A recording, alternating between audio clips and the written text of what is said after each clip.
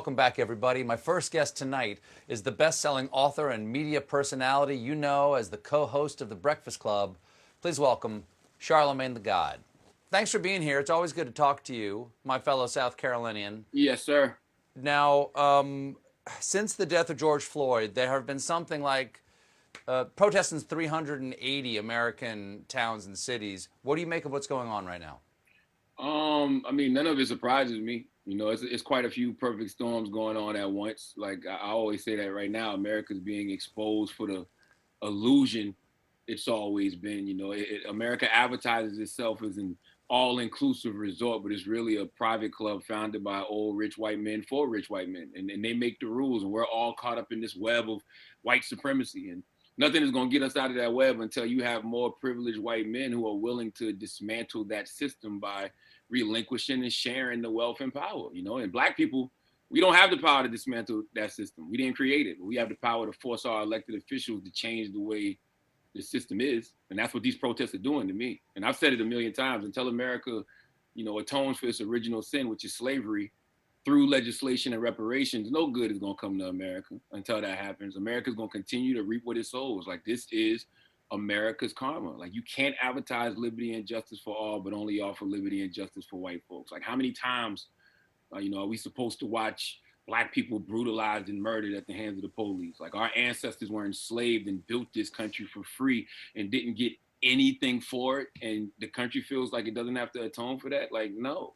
And the reason we got to constantly tell people Black Lives Matter now is because of the 3/5 rule in the Constitution. It treated slaves as three-fifths of a person. You know, slaves were treated as property. And to this day, you know, because we are still in this system of white supremacy, I think they still see us that way and treat us as such. And, you know, you got to acknowledge the fact that, you know, one of the wealthiest nations in the world, you know, you got to ask, when are they going to give a damn about the plight of the poor? You know, America's unemployment rate is about to hit 20%, I think I read today. 40 plus million people filed for unemployment, you know, wondering how they're going to pay their bills, their rent, put food on the table. And you wonder why people are looting? Not to mention, people are clearly not happy with the administration and the White House. So you just have this, you know, perfect storm of people who are disgusted with this white supremacist system called America. And it doesn't surprise me at all. You know, I think America has been past its breaking point. And I'm actually shocked this is just happening now, to be honest with you. Well, what do you think the protests can best do to force some sort of change right now? Because there are protests all over the place. They've been going on pretty much unabated for over a week now. Matter of fact, they're only expanding. Even as the pressure comes down from above, that pressure actually seems to be increasing people's willingness to go out into the streets. In this case, violating curfews or standing up against rubber bullets or tear gas or flash grenades. What do you think if this is some form of civil war, what is the end game here? What is the objective? Is it political action, reform of our laws? What is the thing that would satisfy protesters, in your opinion? I'm not asking you to speak for everybody, because it is hard to imagine what is the end of this right now, because it seems to be growing. Yeah, I mean, I don't know. You know, I think about, you know, after MLK got assassinated, and it was, you know, a week of riots, and I think it was like $40+ million in damage got done to America in like over 100+ cities, and then Lyndon B. Johnson signed the Civil Rights Act of 1964. You know, and I don't know if he did that because of the riots, but I think people, you know, have the right to be angry and they have the right to express it, and I think that they're just screaming to America to make a change. Like, we keep talking about things going back to normal. Normal was never working in America. It just wasn't. How does a white supremacist system work for everybody? So yes, I think that, you know, there has to be a lot of atonement, you know, from this country in regards to legislation and reparations to black people in particular, because, you know, we built this country for free. You and I, as I said before, are both from South Carolina. And South Carolina has its own particular responsibility for the condition of race relations and the supremacist system in the United States. But what do you think about this moment? What does it say about the responsibility that all of the states bear? Or do you think it's worse in the South, or is it merely more overt? I think it's that's interesting because growing up in South Carolina, I always used to tell people I never really experienced overt racism. I think I experienced the more covert racism, but I knew that the overt racism existed just because I didn't personally experience it. I know plenty of people who did, and I was just always taught to, look racism in the eye and fight it. You know what I'm saying? I think that's just a black folks in the South way of doing things. Because if you think about it, especially where we're from, South Carolina, we had the Stono Rebellion in 1739, and Denmark Vesey in Charleston, South Carolina. He planned the slave revolt in 1822. And you think about Virginia with Nat Turner and the Gabriel's conspiracy, and New Orleans with the German Coast uprising.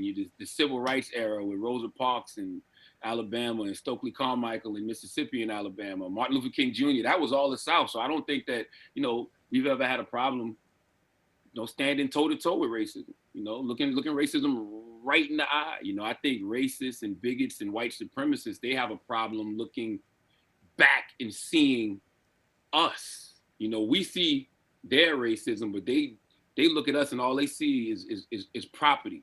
And that's why now I think the reckoning that needs to happen in this country is what I said earlier, just doing right by black folks. No good is gonna come to this country until they do right by us. You gotta do the Cillian color purple when you say that, okay? They have to atone for their original sin, which is slavery, and that's only gonna happen through legislation and reparations. Like, we need economic justice for what this country did to our ancestors. We need economic justice because systemic racism was designed to marginalize black people, so now we need systemic retribution to reform our communities. Simple as that. Now, Joe Biden appeared on the Breakfast Club a little more than a week ago, and he made a comment that he since apologized for, talking to you. He said, if you have a problem figuring out whether you're for me or Trump, then you ain't black. And again, as I said, he apologized for that and said he didn't want to take support of the black community for granted and that nobody should. What was your initial reaction in that moment? I honestly just thought it was like a great granddad joke. And honestly, my initial reaction was exactly what I said to him afterwards. I said to him, it's not about Trump. It's about me wanting something for my community, because that's really my focus. That's really my message. I want my elected officials to, go into the White House and dismantle this thing called white supremacy and really do something to uplift the black community in a real meaningful, tangible way. And I don't get offended easily. So to me, it didn't quite bother me because I wasn't one of those folks he was talking about. I really didn't like what he said after. I didn't like the aftermath. Like, he told Don Lemon I baited him. Like, I didn't bait you. Like, Vice President Biden volunteered that fish. I didn't throw no bait out there for that fish whatsoever. And I didn't like him saying he was being too cavalier. And when he apologized, he said I was being too cavalier. Like, that word is defined as not showing much concern, and he needs to show concern about the black community. He gave a speech yesterday in Philadelphia. What'd you make of that? Talking about the present situation in the United States race relations. I liked it a lot. I did. I really did. It reminded me of I don't know if you remember. You probably do, when Reverend Jeremiah Wright had made these comments. And people were putting a lot of pressure on Barack Obama because of those comments. So Barack Obama did like this speech where he was talking to, like, the older white voters and just trying to. Right. He talked about his own grandmother, I think. Yeah. So I felt like, Joe Biden should have done the same thing with black people, and especially young black people. And I think I kind of got that from that speech. Like, he was talking the way he needed to talk to win this election, because right now it just seems like he's expecting Trump to lose, but you got to play to win, because a lot of us still don't know how Trump won in 2016. We just know that, there was 4.4 million registered voters who showed up in 2012 but didn't show up in 2016, and a third of them were black. So it's no guarantee that they're going to show up this year. So you really have to give them a reason to show up. And that's why I keep saying, man, VP Biden, really lean into blackness, and I know he watches your show. So if he's watching, he needs to know that if Barack Obama was JFK, then Joe Biden needs to be Lyndon B. Johnson. Like, he has the opportunity to be as progressive as Lyndon B. Johnson. Lyndon B. Johnson may have been labeled a racist, but his record doesn't reflect that. Lyndon B. Johnson's record showed that he has a very progressive record on race and class, and we need Joe Biden to be that kind of civil rights hero. Right now, this moment calls for it. Like we need that kind of radical legislative change, like that 57 Civil Rights Act change, that 64 Civil Rights Act change, that 65 Voting Rights Act change, like that, like the Civil Rights Act smashed Jim Crow. So we need Biden, along with his team, you know, to create legislation that smashes white supremacy. That's it.